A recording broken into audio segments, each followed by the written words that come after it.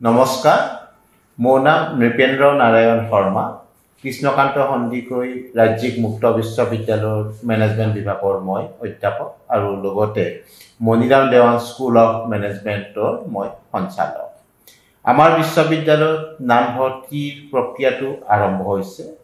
আমাৰ মেনেজমেণ্ট বিভাগতো স্নাতক আৰু স্নাতকোত্তৰ পৰ্যায়ত কমাৰ্চ আৰু বাণিজ্যিক প্ৰশাসন বিষয়ত মেনেজমেণ্টত আমাৰ বিকম, এমকম, BBA, MBA এইকেইটা প্ৰগ্ৰেম উপলব্ধ হৈছে।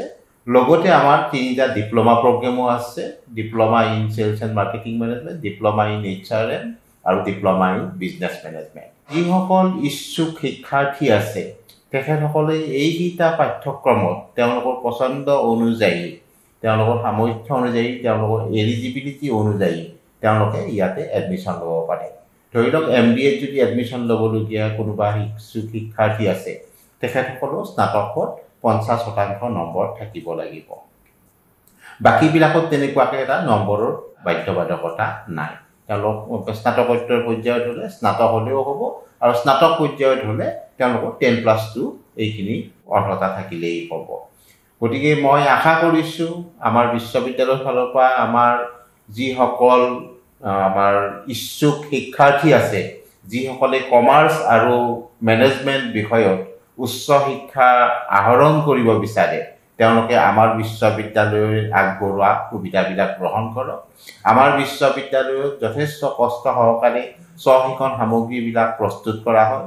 তাৰ ওপৰতো ভালেখিনি ভিডিঅ' আছে। ভিডিঅ'বিলাকৰ উপৰিও অনলাইন ক্লাছেছ হয়। তাৰ উপৰিও ষ্টাডি চেণ্টাৰবিলাকত কাউন্সেলিং ছেশ্যনছবিলাক হয়।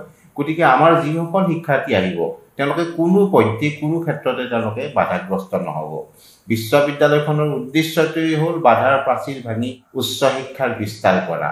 আমাৰ ডিপাৰ্টমেণ্টৰ ফালৰ পৰা এই যে বিকম, BBA, এমকম, MBA আৰু ডিপ্ল'মা পাঠ্যক্ৰমকেইটাত আমি আশা কৰিছোঁ আমাৰ অসমৰ যিসকল মেনেজমেণ্ট শিক্ষাত আৰু কমাৰ্চ শিক্ষাত উচ্চ শিক্ষাৰ কাৰণে আগ্ৰহী তেওঁলোকে এই সুবিধাটো গ্ৰহণ কৰক আৰু গ্ৰহণ কৰি পাই তেওঁলোকে তেওঁলোকৰ নিজৰ পচন্দ অনুযায়ী স্নাতক বা স্নাতকোত্তৰ যিটো ডিগ্ৰী সেইটো তেওঁলোকে অৰ্জন কৰক।